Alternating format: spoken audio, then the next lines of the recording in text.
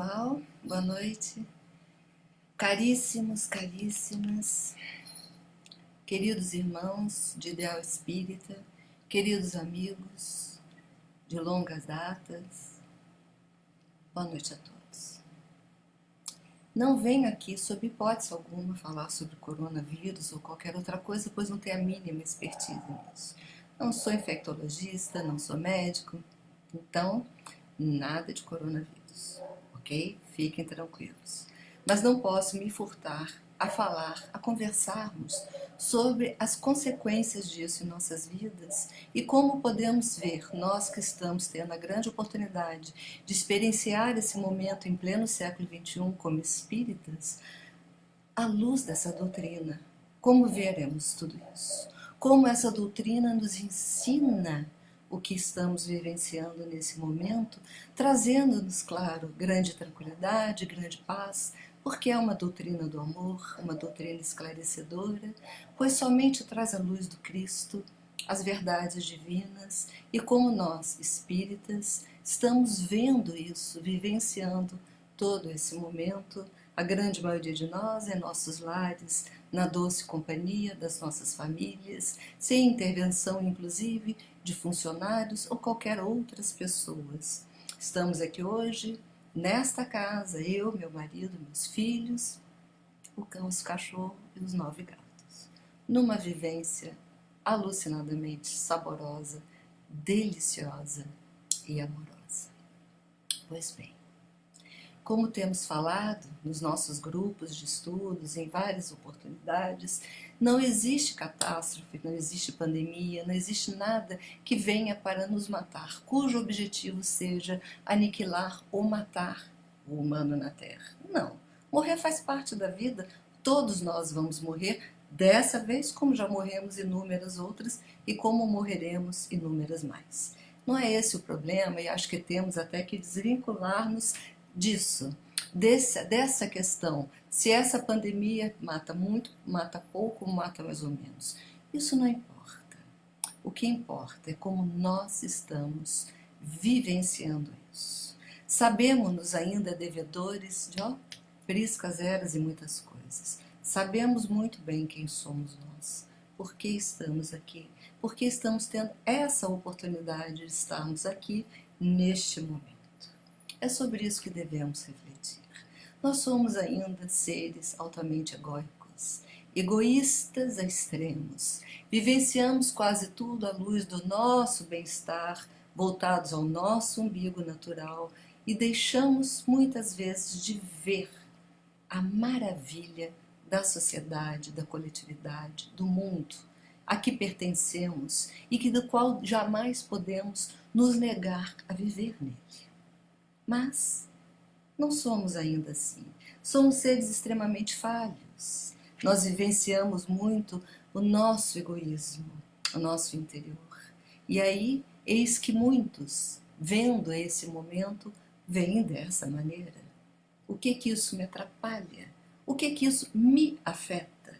O que isso afeta os meus negócios? O que isso afeta a minha possibilidade futura de trabalho? As pessoas não estão conseguindo ainda perceber o propósito disso. Como tudo vem pela dor na humanidade, pela nossa infantilidade, pelas falhas que cometemos, é assim hoje o coronavírus. Esse vírus embolotado com carinha de bolo de arroz não seria diferente. Não seria nem um pouco diferente. Acreditem, nós estamos vivenciando mais um momento onde, colocados à prova nessa belíssima oportunidade para ver se somos ou não capazes, dentro da nossa relativa maturidade, conseguir nos direcionar, nos dirigir, nos tutelar pela vida futura. É isso que estamos vendo, essa perspectiva. Somos ou não somos capazes de pegar na mão o destino da nossa existência, não é? Então, como lá está dizendo, como o Chico falou lá nos anos 70, e que agora viralizou muito por aí, porque afinal de contas ele fala muito desse momento, nós estamos, querendo ou não, gostando ou não, crendo ou não, entrando no mundo regenerado. estamos entrando no mundo regenerado da mesma forma que elaboramos o nosso passado, como construímos esse presente e como agora estamos construindo os dias vindouros. Construídos, elaborados, dentro da nossa dor, da nossa incapacidade ainda de ver o nosso próximo. Então, nessa oportunidade que estamos nós vivenciando dores. Dores onde cada um vai sentir de uma forma, de uma maneira, de uma intensidade, mais dores. E essa experiência, essa belíssima oportunidade que foi nos dada agora para pensarmos o que precisamos mudar. Estamos vendo que os nossos hábitos, a nossa forma de ser, a forma como nos relacionamos com o nosso próximo, a maneira como nos relacionamos conosco mesmo, não está sendo muito boa, não é muito correta. O que nos leva ainda a esse estado de coisas. É isso que nós vamos ver. O que estamos fazendo e como iremos fazer e como iremos aproveitar essa oportunidade, não é? Então, negando a tudo e a todos, quando se diz, essa pandemia mata muito pouco, como se as pessoas esperassem que matasse muito, isso não importa, morreremos todos. Mas, como iremos estar no dia de amanhã? Como iremos ver o mundo no dia de amanhã? Esses são os questionamentos, essas são as reflexões. O que a doutrina nos mostra? Nos mostra que cada vez que somos colocados sob essa dor, sob o sentido de finitude da nossa matéria, se ainda não conseguimos perceber a infinitude do nosso espírito, mas quando percebemos a finitude da nossa matéria, a dor bate de forma muito concreta e nós então reagimos. E qual é a reação que se espera? É quando vê a situação de todos, nos colocarmos no lugar do nosso próximo. Há que nascer dessa cinza chamada corona, Covid-19, há que nascer a gratidão, a caridade, a misericórdia, a compaixão, porque são esses os motivos da nossa existência. E foi esse o propósito da vinda do Cristo a todos nós. Ele aqui esteve conosco, nessa matéria vulgar, nesse mundo impróprio para um espírito da grandeza dele. Mas ele aqui veio, humildemente, e falou um a um. Não quis multidões, não procurou palácios, nem nada disso. Foi um a um, salvando um a um. Mostrando, pura e simplesmente, que somente o amor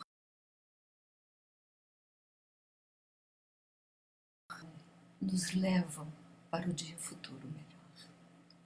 Esses são os elementos, são as virtudes que estarão dando as caras e as contas do mundo regenerado. O bem pelo bem o tempo todo. Então precisamos colocar em nós, trazer para nós, para as nossas atitudes, para as nossas reflexões, para o nosso dia a dia, seja o que for, temos que colocar o bem. O bem tem que prevalecer em todo o nosso pensamento e em todas as nossas ações. Vamos pegar alguns exemplos de seres humanos, agora, do mundo moderno, de muito pouco tempo atrás, que tomaram atitudes que mostraram que um pelo bem faz a diferença. Um pelo bem faz a diferença. Vocês lembram que há anos atrás, uma terrível calamidade pôs abaixo uma das mais belas cidades da América do Norte, que é a cidade de New Orleans, Nova Orleans, no estado da Louisiana, sul, lá na altura do Golfo do México, um estado muito pobre em comparação à riqueza de toda aquela nação, um estado que vive pura e exclusivamente de uma cultura, da cultura do jazz, do blues, da cultura da comida apimentada, não insossa, da cultura dos negros, dos franceses que construíram aquela sociedade. Mas é uma população, dentro da comparação ao mundo norte-americano, ainda uma comunidade, uma população muito pobre em relação aos demais. E há anos atrás sofreram uma terrível calamidade, onde toda aquela cidade, ou grande parte dela, foi inteiramente destruída. Corre-se ao mundo aquela confusão, o governo de um lado, ONGs do outro, e ninguém resolvia absolutamente nada. Um homem, um único homem que fez fazer valer o seu nome, a sua fama, até mesmo a sua beleza. Brad Pitt, um ator conhecido por todos nós. Pegou a sua riqueza, o seu patrimônio pessoal, transformou numa fundação, e essa fundação foi só criada para reestruturar a cidade de Nova Orleans. Foram anos e anos pagando a fundação com o dinheiro dele, sem esperar governo, sem esperar nenhuma autoridade, até mesmo acredito que sem pedir licença. Ele foi e fez, pôs a mão na obra e foi lá reconstruir. Quão belas são as fotos daquele momento, desses anos todos, ele no meio daquela população pobre, reconstruindo escolas, reconstruindo o patrimônio cultural, que é o que faz gerar divisa, gerar dinheiro naquela cidade, e ele foi lá e fez. Não pediu licença e não perguntou para ninguém se podia, e muito menos ficou sentado esperando que governo, quem quer que fosse, tomasse uma atitude. Ele foi e fez. Temos também outros exemplos, como Bill Gates, um dos homens mais ricos desse planeta, que pegou grande parte da sua fortuna, se não me engano, quase que 95% do seu patrimônio, de todo o seu dinheiro, de toda a sua fortuna, transformou isso em algumas fundações, cujas fundações o propósito é de, no mundo inteiro, atender aqueles que precisam. Então ele constrói escolas, hospitais, ajuda na erradicação de doenças, ele promove financiamento numa série de situações, de países pobres, de situações terríveis. Também não perguntou para ninguém. Ele fez o que ele tinha que fazer como um cidadão que tem recursos. Ele sabe, embora talvez não diga, não propague, ou talvez não saiba de forma muito concreta, mas dentro dele, empiricamente, esses homens sabem que a riqueza não pertence a ninguém, a riqueza é de Deus. Eles apenas estão administrando, como diz lá no nosso Evangelho. E ele disse aos filhos que aquilo que restou, parece que 5% do seu patrimônio, já era muita coisa, e que esses filhos teriam que aprender a se virar com isso e a seguir trabalhar e conquistar a própria vida como ele fez. Então ele se sentiu no direito de não fazer isso como uma herança tola, mas deixar uma herança para o mundo, uma herança de ação, uma herança de atitude que ele deixa para as pessoas e para os seus próprios filhos. Agora, no meio dessa crise toda que estamos vivenciando, um gerente de uma determinada pizzaria no Rio de Janeiro, de uma cadeia de pizza, um gerente lá anonimamente resolveu.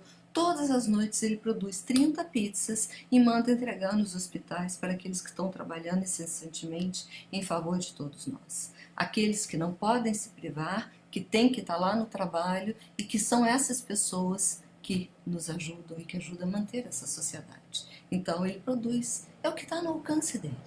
É o que ele pode. Ele deve ter feito uma contabilidade e visto que aquelas 30 pizzas ele pode bancar.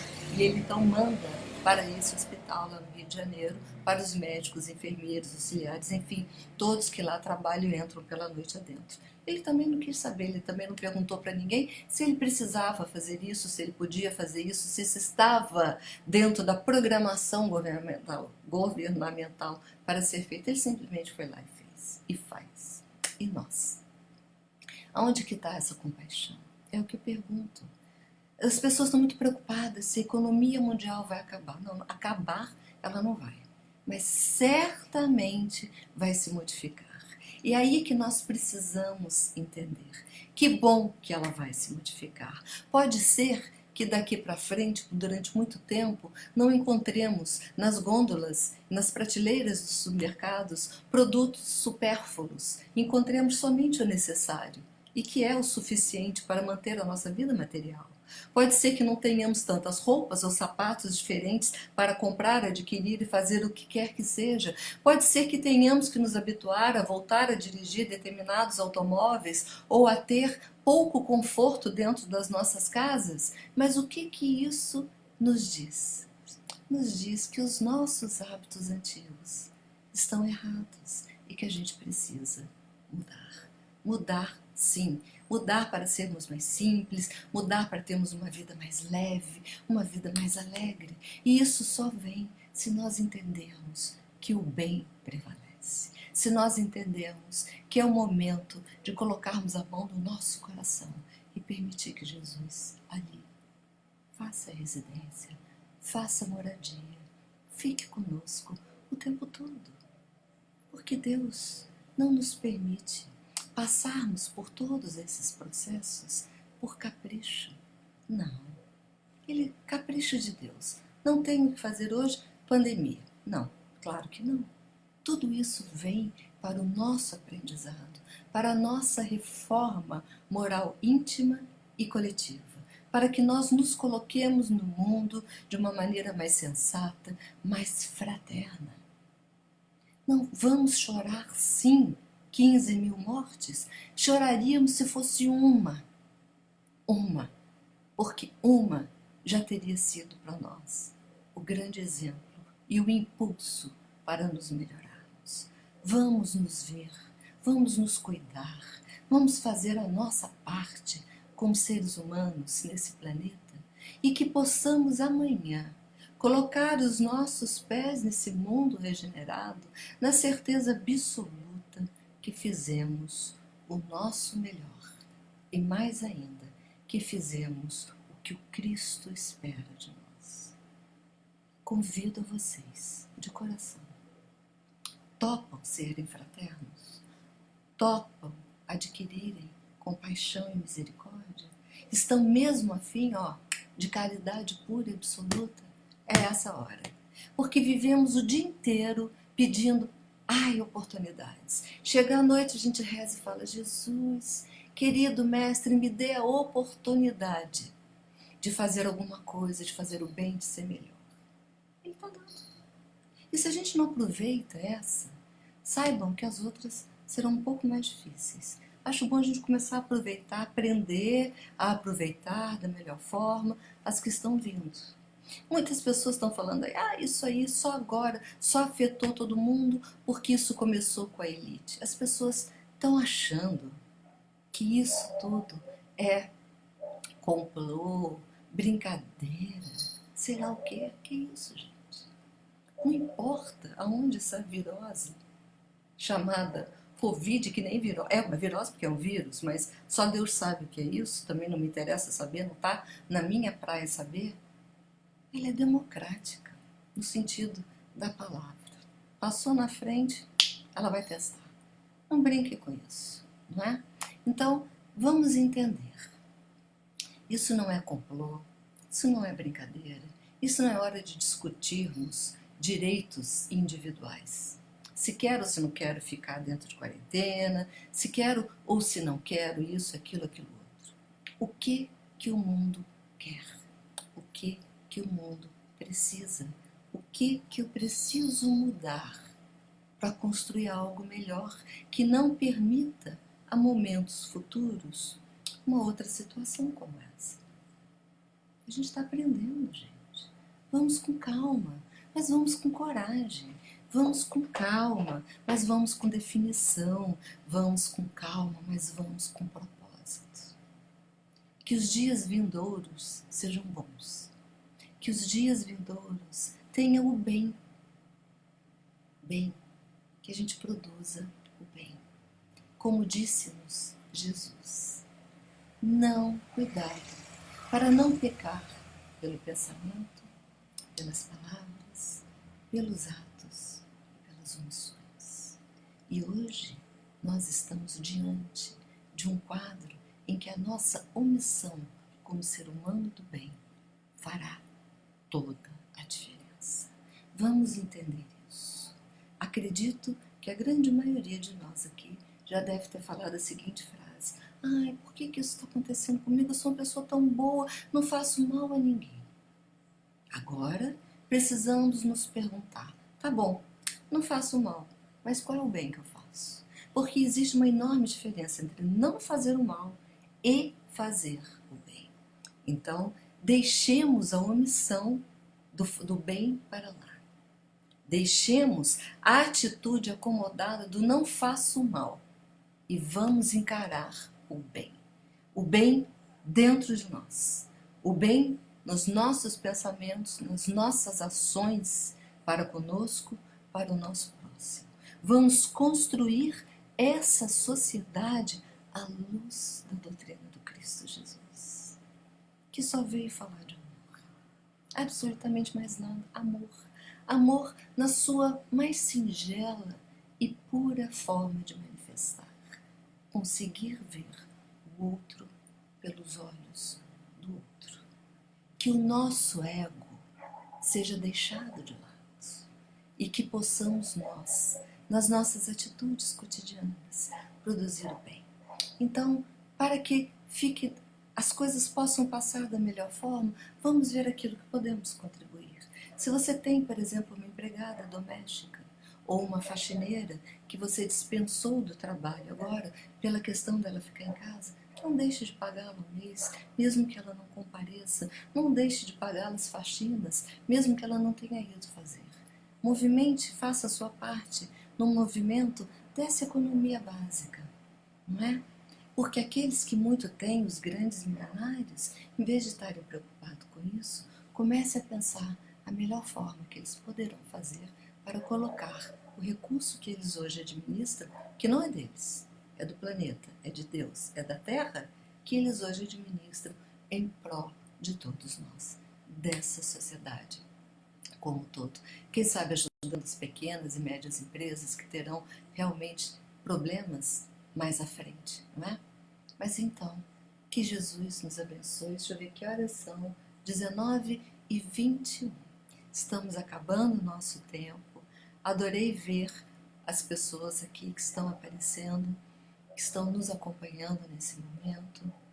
Nós aqui estamos falando em nome da doutrina de Jesus, que tanto nos ensinou, que tanto nos dá, em nome dos mentores do nosso Santuário Espírita, Caminho do Bem, que tudo faz por nós, que vem nos dando já tantos e tantos tempos, há pelo menos uns 2 anos, eles vêm nos alertando. Prepare os vossos corações para as caravanas familiares. Vossa fé será testada. Libertem-se, amem-se, construam a fraternidade. E nós ali naquele momento, talvez não entendendo, levando isso a uma situação entre nós. Nós estávamos sendo chamados para um momento como esse. Sejamos efetivamente fraternos. Vamos olhar o nosso próximo, olhar dentro dos olhos dele e farei de tudo o meu melhor para que eu, todos que aqui estão comigo e todos que nem sequer conheço, possam vivenciar esse momento da melhor forma na construção do bem.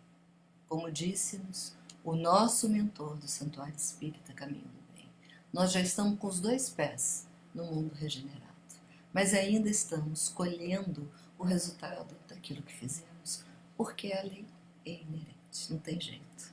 Vamos colher o mal feito no passado, ainda estamos colhendo, mas é o momento de aproveitarmos para semear as boas condutas, semearmos o bem, os bons pensamentos, para que os dias vindouros sejam benfazejos e que a gente possa, ainda quem sabe nessa encarnação, olhar um mundo mais tranquilo, um mundo mais liberto do egoísmo, um mundo mais liberto do orgulho e poder dizer ao outro: que bom, vencemos.